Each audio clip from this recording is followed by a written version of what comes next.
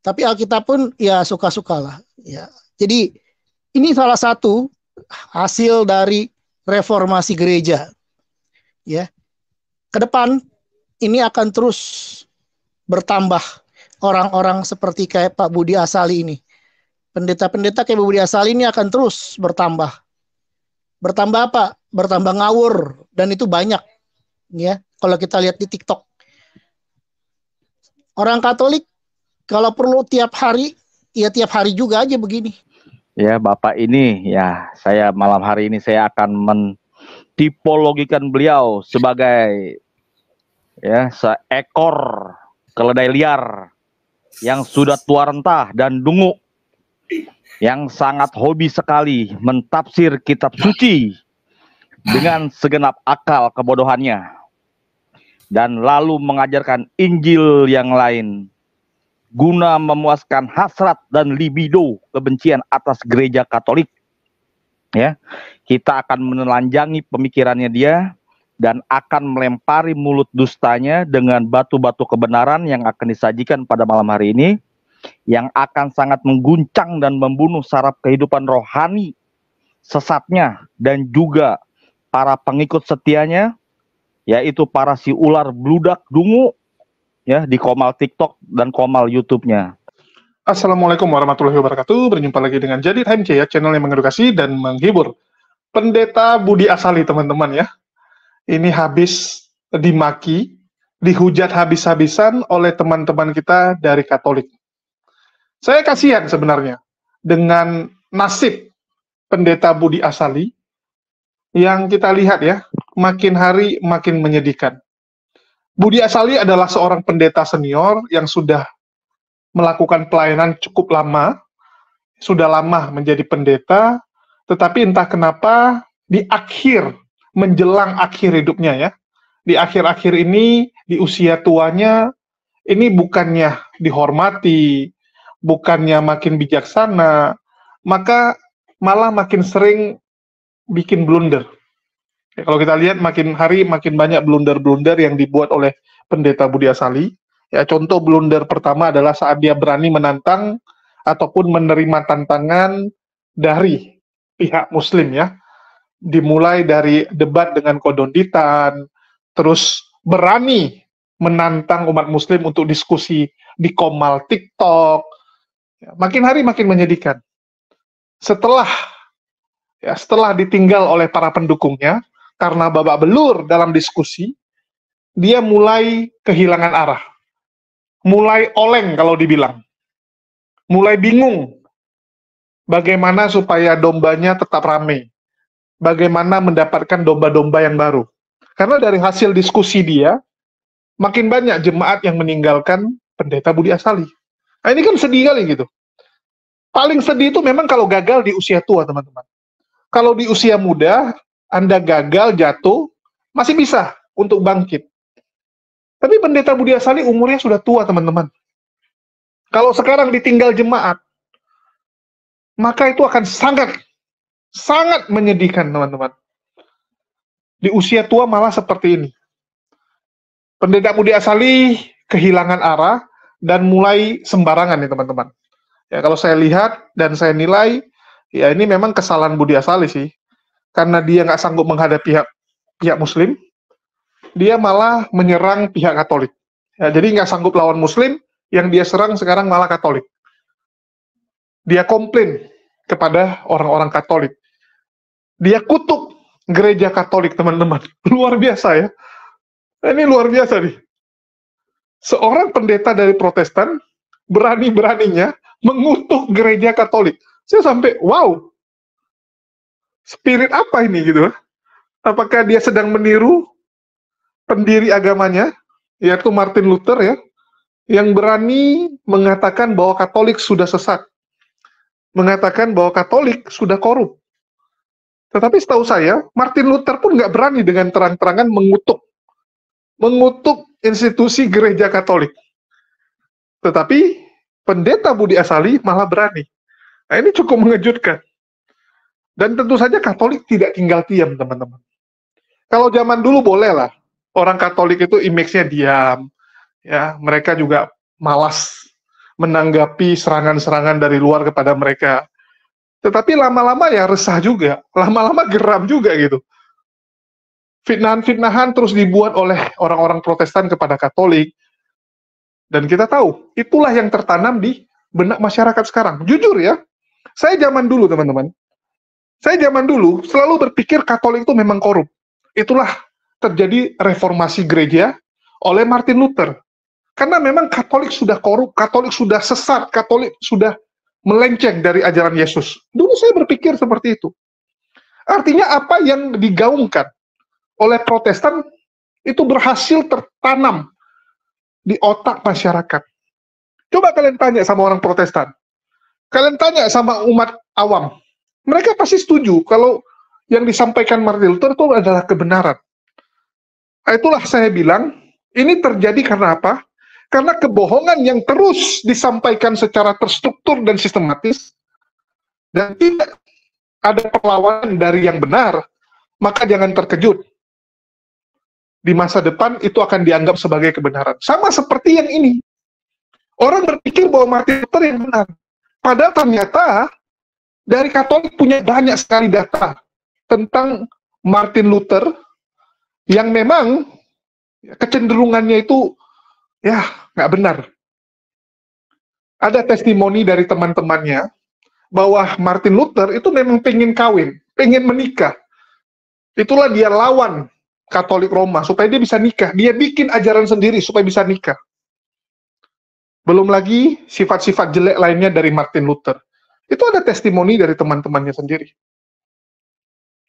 Dan Katolik juga mengatakan bahwa nggak ada tuduhan dan fitnah yang dibuat oleh teman-teman Protestan kepada mereka bahwa ada korupsi di institusi Katolik. Nggak ada itu. Oknum mungkin 1-2 orang menjual ya, surat indulgensi, surat penghapusan dosa. Mungkin oknumnya ada, tapi bukan satu institusi korup semua, ya enggak. Sama kayak pemerintah kita, sama kayak kepolisian. Ada koruptornya? Ada. Ada polisi yang nggak benar? Ada. Tapi kan bukan satu institusinya hancur semua. Orangnya yang hancur. Seharusnya yang diperbaiki orangnya. Yang diperbaiki sistemnya. Bukan, ya udahlah kepolisian kita bubarin karena ada korup, karena ada penjahat, karena ada yang nggak benar. Kan nggak bisa gitu. Tapi Martin Luther nggak mau. Martin Luther membuat sendiri ajaran baru. Itulah kenapa Katolik mengatakan bahwa Protestan bukan Kristen. Dari dulu ya. Dari dulu dikatakan bahwa Protestan itu bukan Kristen. Dan itulah yang menjadi bahan ya, perdebatan antar mereka. Begitu juga dengan Konsili Trento. Konsili Trento itu dibuat oleh Katolik Roma untuk menanggapi Martin Luther. Gara-gara reformasi Protestan. Sehingga mereka bikinlah Konsili Trenton. Dan ini Konsili Trenton ini dikutuk-kutuk oleh pendeta Budi Asali. Dia katakan ini sesat, ya, nggak benar, dan sebagainya. Nah, ini mengejutkan. Dan Katolik nggak tinggal diam, teman-teman. Kalau zaman dulu mereka mungkin pasrah, ya mereka diam. Kalau sekarang nggak bisa. Dan itulah yang dilakukan oleh teman-teman kita Katolik, yang akan kita saksikan sebentar lagi. Ibu, Bapak, dan rekan-rekan, kami sebagai umat awam Katolik itu tidak mengetahui sejak kapan gereja Katolik itu dikutuk, dilaknat oleh tokoh revolusi itu kapan. Kalau berbicara itu mbok ya berdasarkan data. Teman-teman yang di TikTok, mohon maaf suara saya sebagai host terdengar jelas apa enggak, teman-teman? Di TikTok, di TikTok, maksudnya di TikTok. Yang di TikTok, tes 1, 2, 3. Kencang, jelas. Kencang ya? Oke, siap, terima kasih. Oke. Saya enggak tahu sejak kapan person revolusi Protestantisme abad 16 memberikan kutuk kepada gereja Katolik. Bahkan suatu sejarah mengatakan, menuliskan bahwa seorang Philip Melanchthon, murid kesayangan dari Martinus Luther, di saat sakitnya dan sakaratul maut, itu ibunya bertanya, Philip, aku harus pilih mana? Katolik atau Luther? Philip Melanchthon menjawab dengan tegas, kalau ibu pengen hal mudah di Luther, tapi kalau ibu ingin keselamatan ke Katolik. Itu jelas telak itu. Sangat telak. Saya tidak tahu kebencian-kebencian para oknum-oknum Protestan di abad 21 ini kok semakin menggeliat ya. Tapi prolognya nggak perlu lama-lama, saya persilakan dulu prolog diawali dari Peter dulu. Silakan, Bit, prologmu, Bit. Ya, prolog dari aku ini sama kayak paman DKC ya. Untuk kesekian kalinya kita menanggapi. Yang kemarin itu ada 5 video tentang Ekaristi, tentang apa namanya, perjanjian baru, perjanjian lama lah. Dan yang kemarin lagi ada lagi, dan ini lagi. Ya, jadi Pak Budi Asali ini kalau aku bilang dia sedang kebingungan mencari jati dirinya. Karena Calvinis sudah tidak bisa membantu lagi. Apa dasarnya Calvinis nggak bisa membantu? Karena Calvinis tidak satu. Ada sekte Calvinis Reform Injili, ada Calvinis yang apa namanya biasa aja, dan ada pandangan Calvinis lagi yang moderat lah. Ya. Artinya mau diharapkan ke Calvinis pun ya juga udah susah, gitu loh. Kalau terbukti itu bisa, ya coba aja buat konsili gerejanya apa namanya Calvinis, nggak akan bisa. Makanya jalan satu-satunya adalah ya tembak sana tembak sini, nggak tahu mana yang mau ditembak. Jadi kalau berkaitan dengan judulnya Gereja Katolik dan Konsili Trente, dia sendiri pun sebetulnya sudah tahu kenapa dia bilang itu terkutuk. Artinya dia udah tahu bahwa ajaran dia itu heresi, dikutuk oleh gereja. Kemudian selanjutnya bagaimana dia hidup? Ya hidupnya dia karena dia mungkin tahunya sekarang, sejak YouTube dan TikTok dan semua segala macam ini ada, itu makin lama menjelang mau dipanggil hidupnya makin ketakutan. Jadi defense-nya itu keluar. Defense-nya keluar, salah satunya itu yang begini. Salah 5-nya yang kemarin Ekaristi lah, yang Bunda Maria lah, apa segala macam lah. Nah ini salah 5-nya nih mungkin. Udah panik dia, udah mau dipanggil. Jadi kalau aku pernah, kita di DKC juga, sebetulnya aku 2 kali pernah dialog sama Pak Budi Asali di atas sih. Kalau udah bicara dokumen gereja, dia nggak mau bicara dokumen gereja. Dialog gitu di atas. Nggak mau dia dokumen gereja. Dia maunya adalah berdasarkan Alkitab. Tapi Alkitab pun ya suka-sukalah. Ya. Jadi ini salah satu hasil dari reformasi gereja. Ya. Ke depan ini akan terus bertambah orang-orang seperti kayak Pak Budi Asali ini. Pendeta-pendeta kayak Pak Budi Asali ini akan terus bertambah. Bertambah apa? Bertambah ngawur, dan itu banyak. Ya, kalau kita lihat di TikTok. Orang Katolik kalau perlu tiap hari, ya tiap hari juga aja begini. Nggak apa-apa. Kenapa? Ini kalau nggak salah kita live udah 200-an ya. Yang tahun lalu tuh masih 40-50. Artinya ada orang-orang baru. Ada orang-orang yang tidak tahu tentang Pak Budi Asali. 200 ya. lebih. Iya, 200 lebih. Artinya tahun depan, kalau posisinya sudah sekali live 400, artinya ada orang yang berbeda. Seperti sekarang ada orang yang berbeda. Kalau perlu tiap hari ya, tiap hari aja. Jadi kita berterima kasih ya, kalau aku ya, pada Om DKC ya. Untuk statement ini saya sangat setuju ya teman-teman ya, bahwa akan banyak pendeta-pendeta yang makin ngawur teman-teman, dan itu sudah kita lihat, seiring waktu makin banyak orang-orang yang punya title pendeta, tapi malah jadi Polikardus. Kita ambil contoh, Andre Tunggal, sebelumnya belum Polikardus, cuman menanggapi, cuman menjawab, tapi makin ke sini, mulai tuh membahas Islam, menyerang agama lain, ya, mulai mengadu domba anak bangsa, mulai menjadi Polikardus. Dan itu terus bertambah. Dulu orang-orangnya siapa aja? Masih sanggup mungkin kita hitung pakai jari. Kalau sekarang banyak sekali teman-teman. Bahkan jujur saya udah nggak kenal. Saya udah nggak kenal tuh yang narasumber-narasumber ikut diskusi di komal-komal TikTok. Saking banyaknya.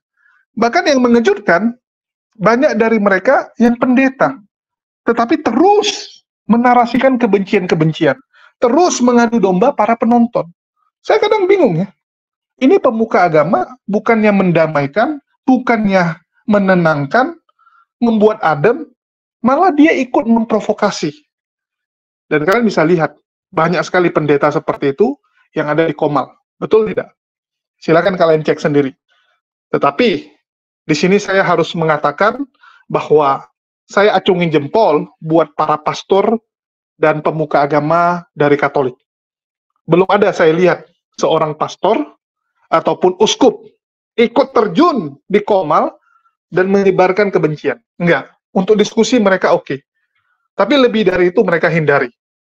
Belum ada saya temukan. Pastor dari Katolik ya, yang menarasikan kebencian. Tapi kalau pastor ada, tapi pastor Protestan. Pastor Joshua Teu, ya. Terus Pastor Geren Lumondong, itu kan pastor juga gitu. Tapi itu Protestan, bukan Katolik. Jadi teman-teman jangan salah. Kalau di Katolik, jujur saya belum menemukannya, dan mereka masih fokus dengan internal mereka tanpa mencampuri agama orang luar. Kalau Protestan mereka luruskan itu hak mereka, karena memang Protestan itu mengambil ajaran mereka, mengambil kitab mereka, menolak gereja Katolik, tapi kitabnya mereka ambil. Itu memang perlu dikasih pelajaran, dan itu kita dukung. Ya, kalau dari Katolik memberikan pelajaran buat Protestan, itu sah-sah saja, karena memang mereka adalah ajaran yang lahir dari hasil protes kepada Katolik. Itu teman-teman harus garis bawahi. Oke, kita lanjutkan lagi apa yang ingin disampaikan ya mengenai Pendeta Budi Asali yang makin hari makin ngawur ini. Yang setia ya atas nama tim juga sih. Cuma ini bisa berjalan kan karena dari Om DKC. Itu aja dari aku. Paman Erik, terima kasih. Oke. Terima kasih Peter. Saya persilakan untuk Andre. Silakan Andre, mic-nya. Halo, jelas Om? Ya, silakan. Ya. Jelas, untuk jelas. Untuk kesekian kalinya, salve semuanya ya. Untuk kesekian kalinya kita bersama menanggapi ya Bapak ini ya. Saya malam hari ini saya akan mentipologikan beliau sebagai ya seekor keledai liar yang sudah tua rentah dan dungu, yang sangat hobi sekali mentafsir kitab suci dengan segenap akal kebodohannya, dan lalu mengajarkan Injil yang lain guna memuaskan hasrat dan libido kebencian atas gereja Katolik. Ya, kita akan menelanjangi pemikirannya dia dan akan melempari mulut dustanya dengan batu-batu kebenaran yang akan disajikan pada malam hari ini, yang akan sangat mengguncang dan membunuh saraf kehidupan rohani sesatnya dan juga para pengikut setianya, yaitu para si ular bludak dungu ya di Komal TikTok dan Komal YouTube-nya. Jadi silakan disaksikan bagaimana dari tim DKC akan mengupas helai demi helai, diiris pelan-pelan ya, bagaimana Bapak ini akan kita telanjangi bersama dan akan kita timpuki dengan batu-batu kebenaran. Dari saya sekian Om, segitu dulu Om. Terima kasih. Terima kasih. Mike, silakan. Nah, tabea malam baik semua, salve berkah dalam teman-teman semua. Wah, akhirnya yang ditunggu-tunggu ya datang juga ya. Dari tadi sore kita udah buat kisi-kisinya, malam hari ini kita akan bahas secara tuntas apa saja menjadi narasi dari seorang pendeta ini ya, Budi Asali. Nah, yang seperti tadi saya menyimak Om Peter ngomong ya, mereka tidak senang, tidak mau, bahkan ya enggan untuk memakai sejarah dan tulisan-tulisan bapak-bapak gereja atau kita sebut tradisi suci. Mereka maunya Alkitab saja. Itu pun harus sesuai dengan tafsiran mereka. Itulah sola ego ya, sola ego. Jadi bukan sola scriptura, sola fide, sola gracia dan lain-lainnya, tapi sola ego. Karena mereka cuma mau berdialog kalau membawa kitab suci dan sesuai tafsiran mereka. Kalau sesuai tafsiran mereka, ngapain berdiskusi gitu loh. Kalian aja yang ngomong di situ. Ya kan? Jadi tafsirannya, jadi itulah mereka mengolok-ngolok kita, mengejek-ngejek kita bahwa kita ini terlalu taat pada magisterium, terlalu taat buta, ya, taat buta karena hanya mengikuti tafsiran dari magisterium. Padahal secara mereka tidak sadari, mereka sedang memaksakan tafsiran mereka. Mereka mau jadi magisterium. Mereka mau jadi magisterium sendiri. Ya, sama seperti Martinus Luther yang mau menghilangkan satu orang paus, tanpa ia sadari, dia sudah menghasilkan sampai detik ini puluhan ribu paus. Puluhan ribu paus, termasuk Budi Asali ini. Dia mau menjadikan dirinya paus. Kenapa demikian? Karena dia memaksakan tafsirannya untuk diterima oleh semua orang. Bukankah dia menjadikan dirinya paus? Ya. Jadi sebentar kita akan menyimak narasi dia mengenai perihal Trente ya. Konsili Trente di mana faktanya di situ Protestantisme dikutuk. Nah, dia karena tidak memiliki literasi, jadi asal ngutuk balik aja udah. Dia ngutuk balik aja. Oh, saya dikutuk di Konsili Trente. Saya kutuk balik gereja Katolik. Saya kutuk balik Konsili Trente. Ya, jadi itu cara pola pikir seseorang yang tidak akademis sekali. Kita mengatakan kalian terkutuk karena ada dasarnya, yaitu Konsili Trente. Kalian mengutuk kami dasarnya di mana? Mana dokumennya? Pernahkah kalian duduk bersama dalam, nggak usah konsili deh, terlalu gede konsili. Konsili itu ribuan uskup, nggak usah. Ini aja, konferensi aja, konferensi. Jangan konsili, konferensi. Dimana ya kurang lebih nggak usah banyak lah, 20 pendeta aja lah, duduk satu meja gitu. Duduk satu ruangan, membahas tentang tafsiran kitab suci. Pernah nggak kalian melakukan itu? Saya yakin kalau sampai itu dilakukan, terjadi pembunuhan di dalam situ. Ya, saling gontok-gontokan. Ya, itu dulu. Salve, berkah dalam. Om Erik, bentar dikit. Om Erik. Ya. Om Michael. Ya. Duduk satu meja untuk berkonsili terhadap pendeta Erasmus. Nyambung, Om DKC, Om teman. Yang ada pertama mereka sepakat nih nyerang Erasmus. Ujung-ujung berdebat soal Tritunggal. Oh, enggak kayak gitu Tritunggal. Nah, jadi kayak gitu. Itu aja dulu ada satu tuh case. Bisa nggak? Oke, thank you. Mbak Suto, saya persilakan prolognya. Moga Mbak Suto mic-nya. Ya, karena dia tidak punya otoritas. Otoritasnya tertinggi kan ada di kitab suci. Bagaimana kitab suci membuktikan otoritasnya dia untuk mengkutuk kepada Konsili Trente? Ini kan sudah jelas tidak ada kan kutukannya dari kitab suci. Tapi kayak begitu masih bebal. Jangankan mengkutuk Konsili Trente. Tadi disampaikan oleh Bro AIP sama Bro Brandon, mengkutuk Eratus Sadono aja tidak mampu. Karena dia tidak punya otoritas. Dia menafsirkan kitab suci sesuai dengan kehendak pikirannya dia, mencatut namanya salah satu Tritunggal, yaitu mencatut Sang Roh Kudus. dia boleh menafsirkan semaunya. Tapi kalau pihak Nandar, pihak Rifa, pihak Juma menafsirkan semaunya, dia tidak bisa menghalangi. Karena tidak bisa menentukan otoritasnya. Itulah kelemahan kalian. Sadarlah, mumpung belum terlambat. Terima kasih, berkat dalam. Terima kasih Mbak Suto untuk prolognya. Kita akan mulai materi dan kita akan putar videonya, tetapi ada aturan di tim kami ya. Perhatikan untuk di live chat YouTube dan live chat TikTok. Kami punya aturan main di room kami. Perhatikan. Yang pertama, untuk semua umat Kristiani, baik Katolik, Ortodok, dan Protestan, perhatikan lagi.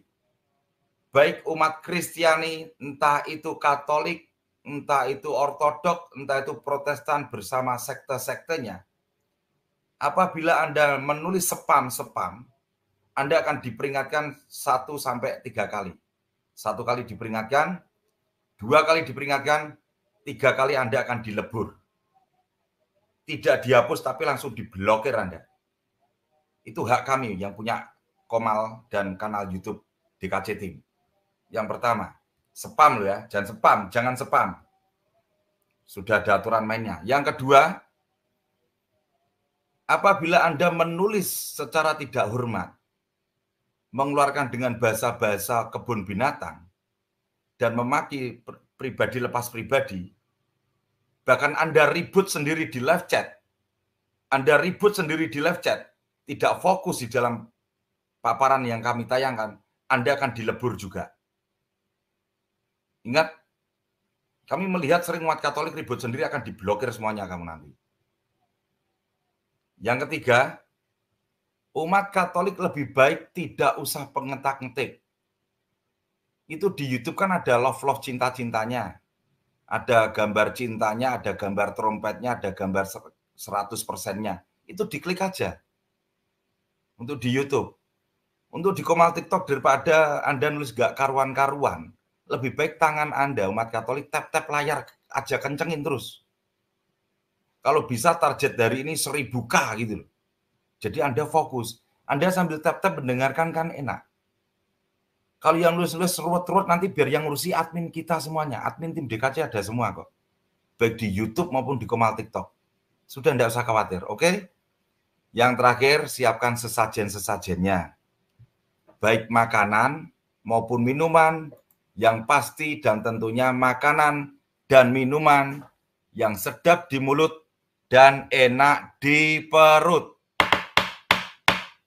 Oke, mari kita mulai.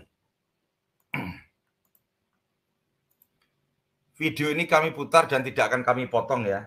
Kita akan dengarkan videonya seperti apa. Dan memang Council of Trent atau Sidang Gereja Trente itu mengatakan, jika seseorang berkata bahwa iman yang membenarkan adalah keyakinan pada belas kasihan ilahi yang mengampuni dosa hanya demi Kristus, atau bahwa keyakinan ini adalah jalan melalui mana kita dibenarkan, dialah ia terkutuk. Let him be anathema. Ini sidang gereja terkutuk ini berulang kali ngutuk-ngutuk seenaknya udahnya sendiri ya. Mereka lah yang terkutuk, mereka yang biadab. Ya, sebagai prolog Om, jelas ya, sudah ada kata kutukan ya dari Budi Asali terhadap gereja dan Konsili Trente. Jadi ada yang tadi bertanya mana buktinya, ini sudah dibuktikan ya. Tinggal kita tinggal mendengar narasi selanjutnya. Mengejutkan ya teman-teman. Dan ya seperti itulah yang terjadi. Dan menurut saya ada benarnya sih yang disampaikan oleh teman-teman Katolik bahwa pendeta Budi Asali itu mendekati akhir hidupnya itu makin bingung. Kenapa dia bisa bingung? Ya karena jemaatnya berkurang. Karena dia mulai ditinggalkan oleh para pendukungnya, sehingga dia panik. Dan bentuk kepanikannya, dia luapkan dengan cara-cara yang nggak benar. Dia tantang umat muslim untuk debat, kalah, babak belur. Jadi dia cari pelampiasan. Siapa pelampiasannya? Katolik. Dia pikir Katolik gampang untuk dihancurkan, gampang untuk diserang. Dia pikir Katolik bisa jadi sak-sak dia. Ya nggak bisa, orang Katolik juga bangkit. Orang Katolik juga melawan. Dan apa yang dibilang orang teman-teman Katolik ya benar gitu kan. Ini orang yang bingung, karena Calvinis juga nggak bisa dipegang. Orang Calvinis sampai sekarang juga ribut, sesama Calvinis ribut. Terjadi perpecahan, terjadi kacau balau. Dan kita sudah tunjukkan. Ini kan orang-orang Protestan semua nih. Ribut. Sampai detik ini masih bingung, Yesus Tuhan atau tidak. Ribut. Utusankah? Setarakah? Atau dia sendirikah itu semua? Masih ribut. Sudah 2000 tahun masih ribut.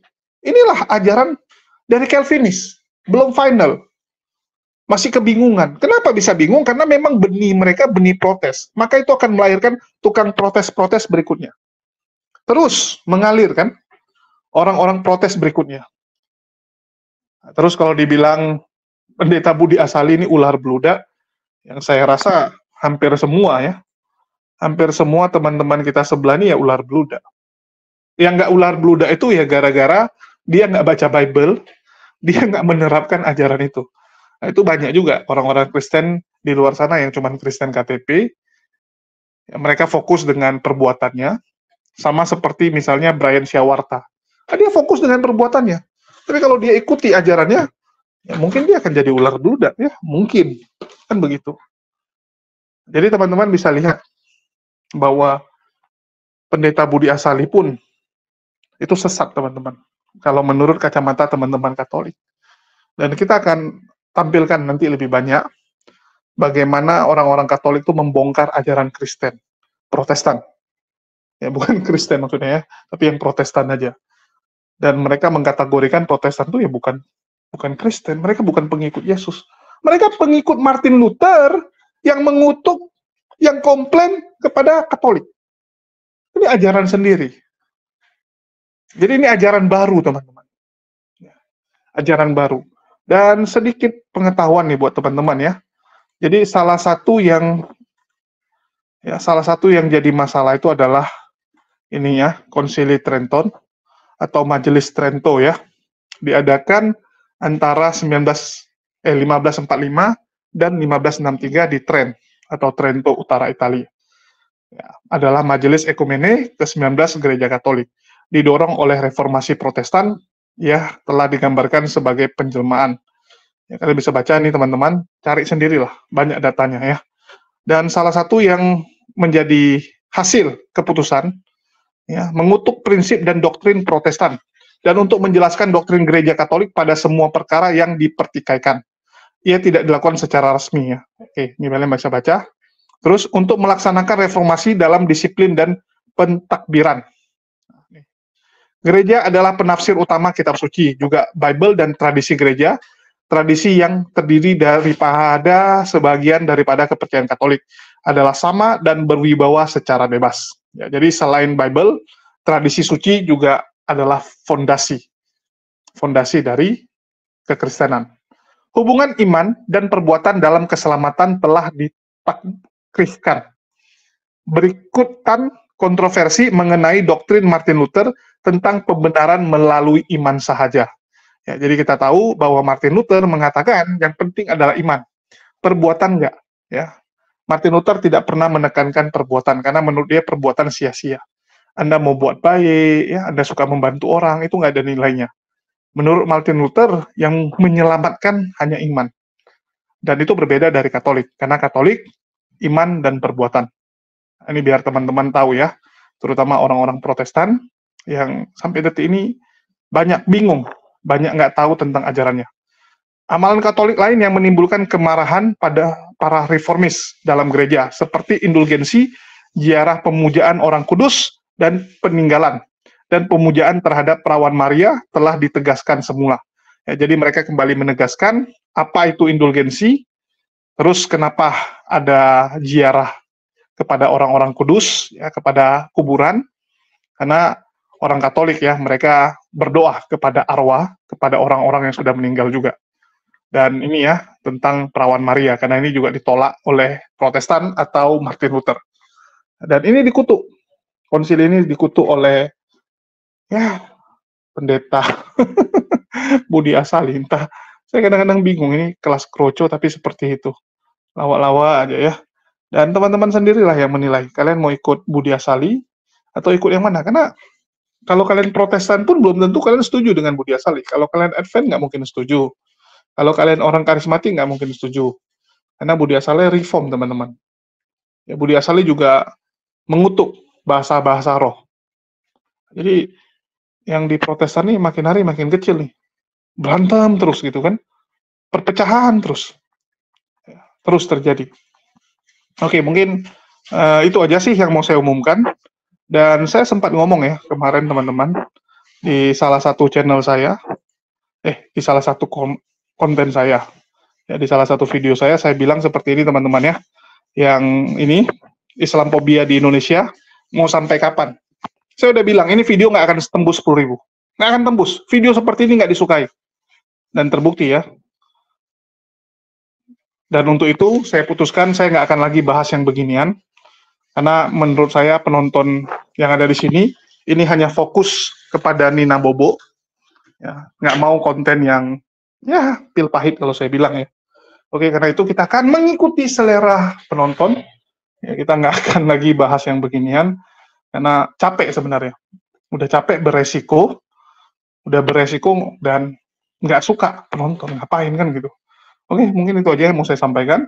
Dan bagi teman-teman, kita akan merayakan 17 Agustus dalam waktu kurang 3 minggu lagi, dan saya rasa harus ada sesuatu yang kita lakukan. Untuk itu saya putuskan perayaan 17 Agustus nanti, HUT RI ke-79, kami dari tim HMC akan merayakannya dengan membantu Pondok Pesantren Alam Tahfizus Quran Kolong Langit, yang lokasinya ada di Labuan Bajo. Ya, ada di Labuan Bajo, 3 jam dari kota Labuan Bajo. Dan ya, kalian bisa lihat bahwa pesantren tersebut dalam kondisi yang memprihatinkan. Dindingnya saja ini masih pakai tapas. Dan ini ada beberapa bangunan yang sudah mulai miring, ya, sudah mulai mau roboh. Dan kita lihat sangat tidak layak lah. Ya, sangat tidak layak. Sehingga kami berencana saat 17 Agustus akan mengunjungi ponpes tersebut, di mana kita tahu ponpes tersebut merupakan poin tempat yang sangat penting. Apalagi di wilayah NTT atau Labuan Bajo ya. Di provinsi NTT tersebut, Islam itu hanya 10%. Ya, Islam itu hanya 10%, teman-teman. Ya. Dan ponpes ini terbukti berhasil mencetak banyak santri yang nantinya akan sangat berguna dalam membentengi iman saudara-saudara kita yang ada di provinsi NTT. Bahkan ya, banyak sekali santri-santri itu juga yang berasal dari keluarga non-muslim, ya bisa dibilang dari Oten, 99% dari sebelah, di mana anak-anak tersebut dititipkan oleh keluarganya karena memang alasan ekonomi. Orang tuanya yang Oten nggak mampu, sehingga mereka taruh di ponpes tersebut. Karena dia lihat luar biasa di ponpes ini. Dikasih tinggal, dikasih makan, dikasih belajar. Kalau yang agama sebelah nggak ada seperti ini gitu. Adapun panti asuhan ya panti asuhan, kan begitu. Itu pun ya tidak terurus seperti yang di sini. Kalau ini ada air, ada semua gitu. Karena di NTT, terutama Labuan Bajo, air itu masih sulit mendapatkan air bersih. Seperti itu informasi yang saya terima, dan untuk itu saya dan tim berencana akan ke sana. Insya Allah kita akan pergi ke sana. Ya, kalaupun memang budgetnya nggak cukup, mungkin tim saya yang pergi, karena lebih utamakan mereka, karena mereka yang bisa ngevideoin, dokumentasi, dan sebagainya. Kalau mencukupi, insya Allah saya akan pergi juga. Jadi bagi teman-teman yang tergerak untuk membantu, dapat disalurkan ya, melalui nomor rekening yang ada di sini. Jadi ada 2 di sini. Kenapa? Karena yang pertama, yang ini untuk ponpes, ya, untuk ponpes tersebut. dan yang ini untuk biaya operasional. Jadi yang diutamakan yang pertama. Tolong diutamakan yang pertama. Kalau ini kan cuman untuk biaya operasional, ya, untuk membantu biaya operasional bagi tim kami untuk bisa ke sana. Karena kan posisinya kami semua di Jakarta. Dari Jakarta ke Labuan Bajo itu cukup jauh dan cukup lumayan memakan budget. Jadi bagi teman-teman yang tergerak untuk membantu silakan, dan laporannya akan kita taruh di komunitas dan kita update di channel ini. Akan kita update. Dan tanggal 17-nya juga kita akan live dari sana, sekaligus mengibarkan bendera merah putih dari sana. Oke, mungkin itu aja yang bisa saya sampaikan. Makasih buat teman-teman semua yang udah nyimak dan sudah mendukung channel ini. Makasih buat semuanya. Di akhir kata saya ucapkan, wassalamualaikum warahmatullahi wabarakatuh. Sampai jumpa di lain kesempatan.